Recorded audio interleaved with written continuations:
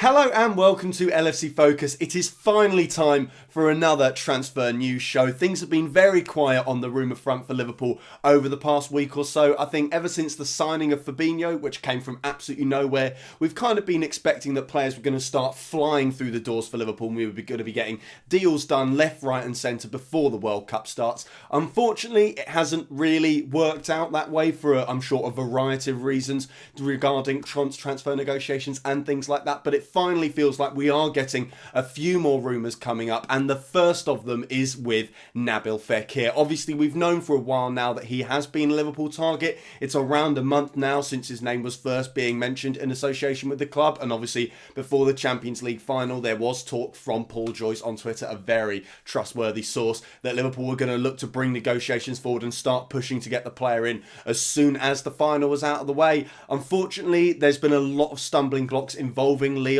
and mainly their president Jean-Michel Aulas, who has a bit of a reputation when it comes to playing very, very hard ball in these kind of transfer negotiations. However, we got a little bit of a breakthrough now because Fekir has basically said to Lyon and to Jean-Michel Aulas that Liverpool is the only club that he wants to move to, and he does want to leave the club this summer. So that gives Liverpool a little bit more bargaining power in that Lyon effectively know that they are pretty much going to have to let the player go. It doesn't feel like it's going to be a Naby Keita or a Virgil van Dijk kind of saga like we had last summer, where as much as the players wanted to go and as much as Liverpool wanted to buy them, the clubs were basically like, no, you're not going under any circumstances. We need you and we're going to keep you. It feels like Lyon are, given the circumstances now, pretty much, you know, happy with the fact that they're going to have to sell, because I think there's also talk of them bringing in Ben Arfa as a replacement and things like that. So it feels like it's not going to be too difficult to actually convince them to sell. The main stumbling block is now the price, because Liverpool are apparently only really, well, not only interested, but the kind of money that they want to be paying for Nabil Fekir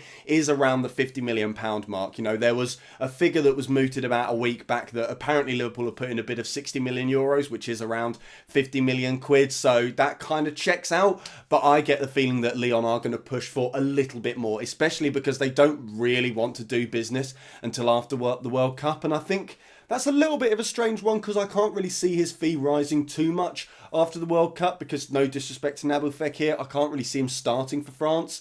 I mean, he's a fantastic player, but they have got an absolutely incredible squad, and as far as I know, he isn't exactly a regular player for the national team in that regard, so I can't see his fee rising because of any good performances like that, and especially given the fact that he doesn't really want any other clubs than Liverpool. It's not like competition's going to force that fee to rise or anything like that. I just think maybe Lyon are a bit interested in leaving it a little bit late to kind of pressure Liverpool into bringing the price tag up a little bit, because like I said, if we're only really looking to deal at that 50 million mark and Lyon wants something closer to maybe 60, 65, even 70 million in pounds, that's how I reckon they're really going to want to deal, then it makes sense that they might want to wait until a little later on in the window where we start to panic, we haven't got any other alternatives, we've only got a few days left, and that's when we'll really start to think, okay, maybe we'll compromise here, maybe we'll bump the fee up a little bit just to get the deal over the line. But yeah, it looks very, very positive on that one. I mean, it's been said for a while now, especially in the French media, that the deal is very much a matter of when rather than if Liverpool get Nabil Fekir in. I mean, it was said yesterday by his agent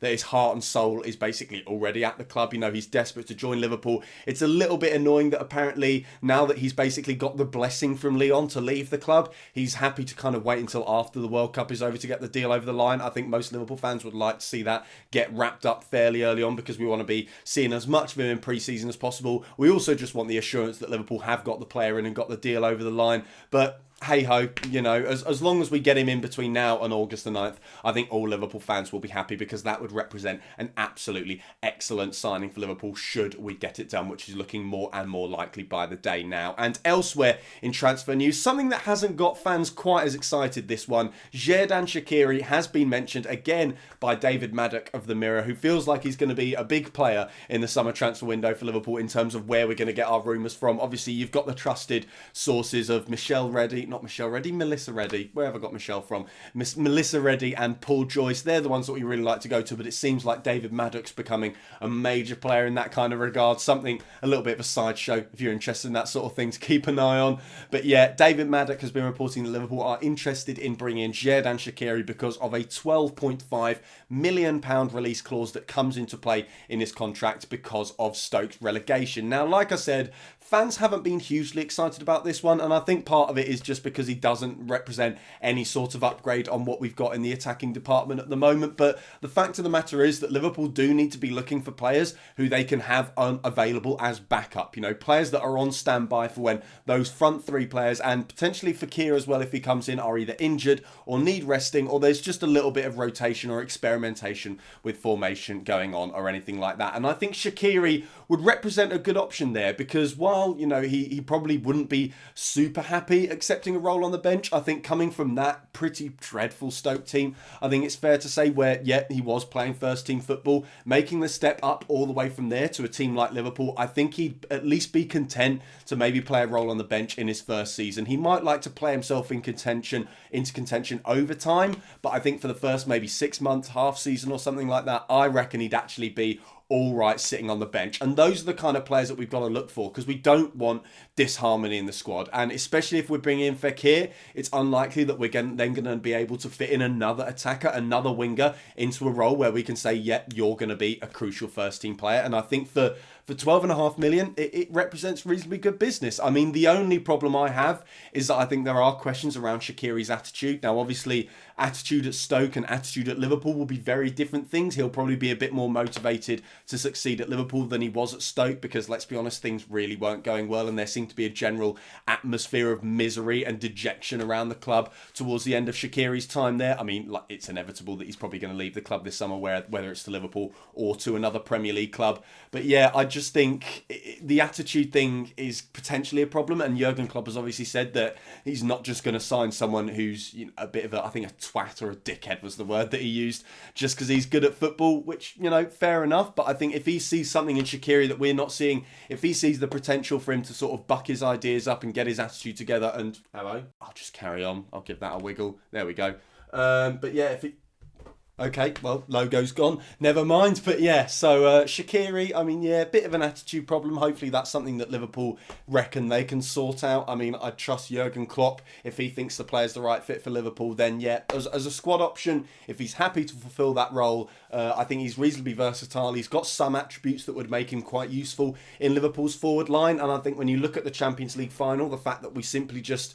It's not necessarily the drop in quality that we had when we lost Salah as much as it was the drop in playing style that we lost. You know, Firmino dropped off a level, Mane dropped off a level. Instantly, the players around him couldn't play their game because they didn't have a Salah alternative there. And while Shaqiri is not on Salah's level, if we'd been able to bring him on the Champions League final, then maybe things might have gone a little bit differently. So yeah, I reckon a good deal for Liverpool. And if the staff think that he's the right player for us, then fine, yeah, whatever. And yeah, apparently if the £12.5 million release clause holds true and it is sure that that is in his contract, then apparently Liverpool, according to David Maddock, are very much interested in placing an offer on the table. So interesting to see how that one develops over the next few days. Elsewhere, the goalkeeping situation has received a lot of attention over the past few days in the media. Some of the news is good, some of it is not so great. I'll be perfectly honest. Starting off, apparently Firmino has spoken to Alisson about a potential move to Liverpool. Alisson's actually gone up to Firmino and asked him about it, and Firmino said, yeah, he seems on board with it. He seems like he might want to join the club.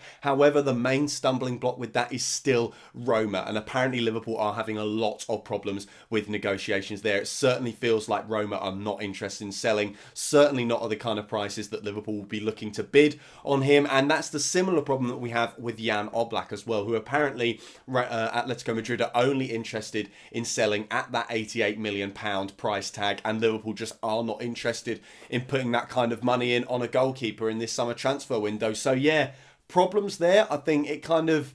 Atletico Madrid have definitely named their price with Oblak, and if we're not willing to deal with that price, then that basically means that move is basically dead in the water. I certainly can't see that happening. You know, if they're unlikely to lower their demands, Liverpool are unlikely to up the amount of money they're willing to pay, so that one's basically done. I mean, the Alisson one is very much more hazy, because whereas with Oblak, we didn't really know whether he was interested in joining the club, we now know through Roberto Firmino and through other sources as well that he is very much open to the idea of joining Liverpool. We know that Jurgen Klopp and the team are interested in him. There's been a lot of talk around him for quite a while now. It's just the problem is we obviously don't know where Roma's head are at really, and there hasn't really been any talk of whether they're interested in negotiating and also what kind of prices they're interested in negotiating at. But it sounds like Liverpool are having a bit of a problem there, hitting a lot of stumbling blocks. Things haven't really gone anywhere, and apparently as a result they are looking at alternatives. Southampton's Alex McCarthy has been a target that's been named. It's only just come out in Bild as well that apparently we're maybe a little bit interested in Bernd Leno from Bayer Leverkusen. Apparently he would cost around about 25 million euros. The issue for me there is that there is a big drop off between Alisson and between Alex McCarthy and Bernd Leno. I mean, there are question marks about Leno. I'll be honest, I haven't seen much of him. Alex McCarthy has been a good goalkeeper for Southampton over the last few months, ever since he replaced Fraser Forster in that role, but I think it's a huge step up to go from a role like that at Southampton to one at Liverpool. You know, it's a completely different kettle of fish playing in net for those two clubs, so I'd have apprehensions about that as well. I think the main thing that I'd have a problem with it is because I don't really think either of those represent a huge upgrade on Loris Karius, whether it's even an upgrade at all. To be perfectly honest, I think Loris Karius is even better than most people give him credit for. To be honest, if we went into next season with him as our number one goalie, I wouldn't have too many problems. I think my main problem would be how other fans would react to it and how a lot of people would just be waiting for him to make his first mistake. I personally wouldn't be too worried about it, but I think that is an issue, and psychologically it could cause problems for Loris Karius. I think Alisson would definitely represent some sort of upgrade. It would be a good move for Liverpool, but it is annoying that it sounds like we are struggling to make any progress on that deal. However, I'm expecting things to start gathering momentum over the next few days. I mean, especially if the Fekir deal is kind of quietening down, if it looks like we're not going to be able to get that over the line before the World Cup. Shaqiri sounds like it'd be a fairly simple one to box off. There wouldn't be too much trouble there. You know, he probably would want to move to Liverpool. If we want him, then we'll lay the money down the table, and Stoke will basically be resigned to selling him. So I think the goalkeeper question is the one that we might actually get an answer to between now and the World Cup, because that's kind of the area where Liverpool can now focus all of their attentions. And if we are ruling out Oblak and if we're having trouble with Alisson, then it looks like that might be one where Liverpool look to get that resolved fairly quickly. So that is one to watch for sure. So that is all for today's video. Thank you guys very, very much for watching. If you did enjoy this video, then why not hit that like button below? If you're new around here as well, hit that subscribe button there. Check out some of the other videos that have been out on the channel over the past few weeks. Don't forget to follow at LFC Focus TV on Twitter for all the latest transfer updates, and I'll hopefully be back at some point in the next few days with a little bit more positive news on players coming into Liverpool. Bye for now.